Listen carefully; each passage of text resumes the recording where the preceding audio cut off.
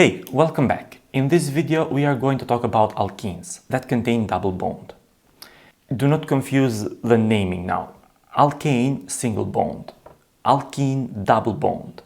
Alkyne, triple bond, that we will talk in a future video. Now we are going to keep focus to alkenes with double bond, okay? First we are going to start talking about degree of unsaturation. Secondly, naming the alkenes and a little bit about EZ designation. Let's get started with the first example that deals with degree of unsaturation. Degree of unsaturation is possible to be found by this simple formula that we have here. There are also other ways that are accepted, of course, for finding the degree of unsaturation, but I find this formula helpful because it eliminates any possible confusion. Let's get started with the first one. So it's going to be 2 multiplied by 10 carbons that it has, plus 2 plus 0 nitrogens, because it does not contain nitrogens, minus 0 halogens, it does not contain halogens in this case, and minus 16 hydrogens. This is going to be divided by 2. So this formula contains 3 degrees of unsaturation. What this means? This means that these 3 degrees of unsaturation are used as a ring that represent 1 degree, or a double bond that represent another degree, or a triple bond that represent 2 degrees of unsaturation. So it's not like it's 3 degrees of unsaturation is going to be for sure an alkene. It can be an alkyne, it can be in cycles, 3 cycles, so one cycle contain 1 degree of unsaturation. One double bond contain 1 degree of saturation, and one triple bond contain 2 degrees of saturation. So you can mix them as you want in this case. So let's move to the second one. The second one, as you can see in the formula here, oxygen is not included. Oxygen is removed from this formula. It does not impact the degree of unsaturation. Okay, so in this case it's going to be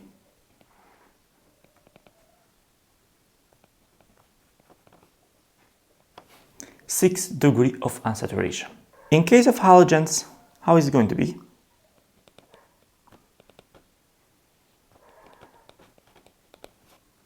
So it's going to have 2 degrees of unsaturation. These 2 other compounds, I am leaving to you to write it down in the comments below. Write down the degree of unsaturation by using this formula. Let's move now to the naming of the alkenes. The first example is you have the description and you have to write the structure. The second example is going to be you have the structure and you are going to write the description. So let's move to the point A immediately. In order to write the structure for this name, first you have to write the parent name, that is heptene. So it contains how many carbons? 7 carbons. So write down 7 carbons immediately. Give them numbers. So after that you have to place in the position the double bond. Double bond is at position 3 heptene. So at position 3 is going to be here. After the double bond, place the substituent. So at the position 3 you have also the ethyl. So it's going to be here. At the position 2 you have 2 metals. After that, connect and make sure that carbon has always 4 bonds and fill with hydrogens. Here we do not need because we have already 4 bonds. Even here we do not need hydrogens, we need here 1.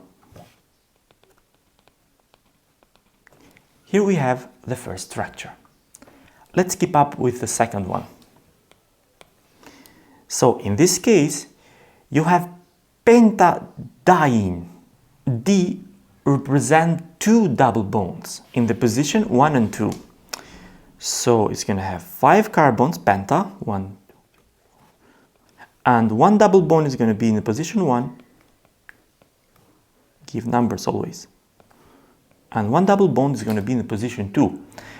So, and the metal is going to be in position 4 according to the description. And fill with hydrogens the remaining in order to satisfy the 4 bonds for the carbon.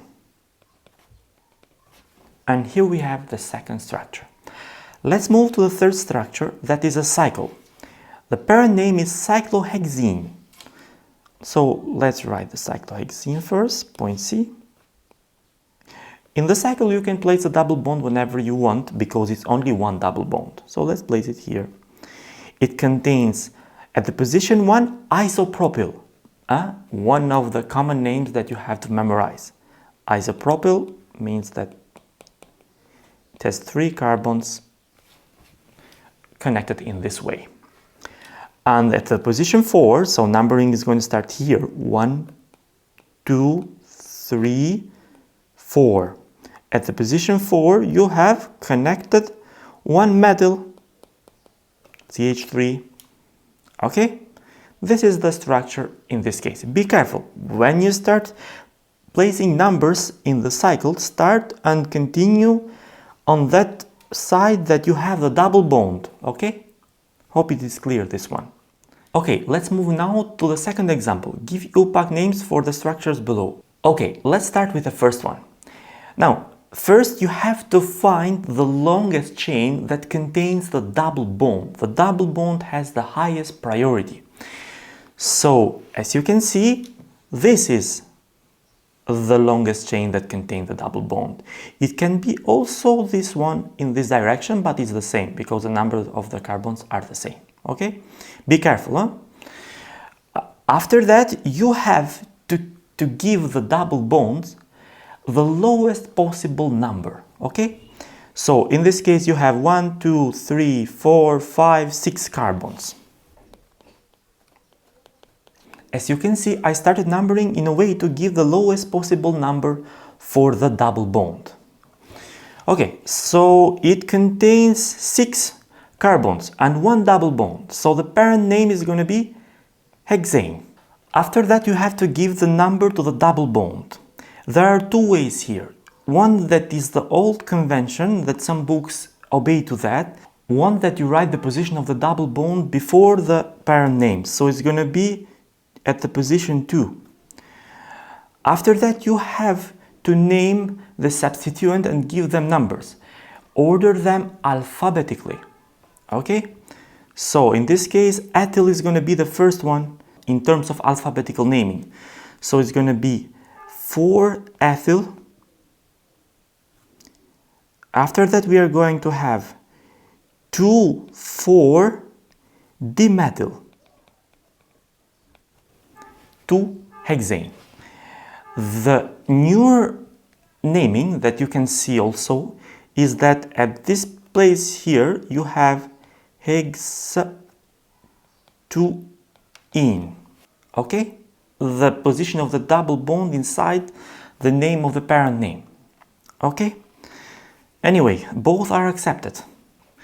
Let's move to the second example. Let's move now to the cycle. As you can see, first you have to give the parent name. The parent name in this case is cyclopentene. In order to place numbers, the way that you have to go is that first to give the double bond the lowest possible number. In this case it's going to be 1, and that's why it's not written. You have the double bond in this case and the substituent. So the position 1 is going to be here, and the second is going to be here, third, fourth, and fifth. Not in this way. Not in this way. 1, 2, 3. It's wrong. Okay? Because you have to start numbering on that way that you have the double bond in the lowest possible number, but also in the case that you have substituent directly connected to the double bond, you have to give priority on that side. Okay? So let's finish this name. So it's going to be 1,5-dimethyl cyclohexane, cyclopentane. Okay?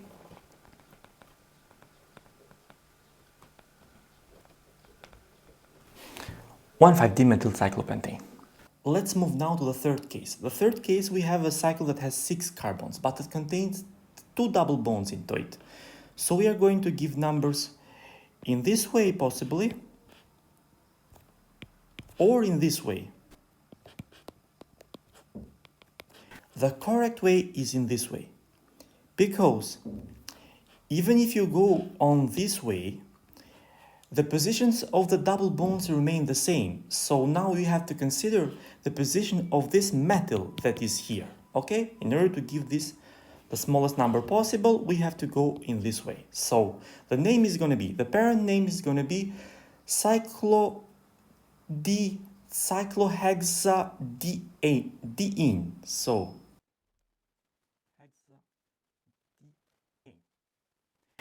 the position of the double bonds are going to be 1 and 3, and the position of the metal is going to be at 5. 5 methyl 1,3-cyclohexadiene. So let's move now to the third example. Assign is or Z configuration to each of the compounds below. Is Z nomenclature? Rise up, because if you have a desubstituted alkene, you can use cis and trans configuration, but if you have a trisubstituted or tetrasubstituted alkenes, you cannot use anymore that cis and trans nomenclature. You have to use EZ.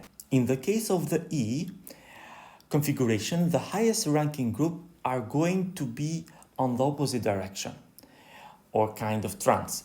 In the case of Z, are going to be on the same side, or kind of cis. Okay? So we here have to use the Kahn-Ingold-Prelog rule that we saw to assign the RS configuration. So let's take a look at the first example. The first example, as you can see, from this group and this group here, this is the highest ranking group. And from this group and this group here, this one here is the highest ranking group, because for the same atom, carbon is the same, but this carbon here connects with 3 hydrogens, but this carbon here connects with 1 oxygen and 2 hydrogens, okay, because this hydrogen here is connected to the oxygen. So in this case, you are going to see this one as the highest ranking group. So both highest ranking groups are in one side, so it's considered Z configuration, or Z. Let's move to the second one. We have chlorine, and this chlorine has a higher atomic number compared to carbon, so it's going to be highest in ranking group. Don't worry about the others. You have to first compare the first one. After that, you can move to the second, third, and so on to find the highest ranking group. In this case, it's hydrogen compared to oxygen. For sure, oxygen wins, has the highest atomic number. So in this case, it's going to be Z again. Let's move now to this other case. In this case, we have a carbon that is connected with a nitrogen. In case you want to know, this is a triple bond here with nitrogen. But anyway, even if a single bond it is going to be the highest ranking group compared to the carbon here that is connected with 2 hydrogens and 1 carbon. So this is going to be prior to this one. And in this side, this is going to be for sure compared to this one prior. So this configuration is going to be E configuration. Let's move to this one. Can you find what kind of configuration has this one? No, for sure, because this does not have any kind of configuration, because this one here has a symmetry and there is no possible ranking here. In this side you can rank, but you cannot rank on this side, okay? Let's move to this one. This one, yes, because this has a metal group more. So this is going to be the highest ranking group compared to this side here. And this is going to be highest ranking group compared to this side here. And both are the highest ranking group are on one side, so is Z configuration. Okay? You can practice more as you want, if you want in your books, but they are simple. Just remember the Kahn-Ingold-Prelog rule. Okay, thank you so much for watching. Hope this video was helpful, and see you in the next video. That's going to be a big one, because we have to deal with alkene reactions. That is one of the highest group of reactions.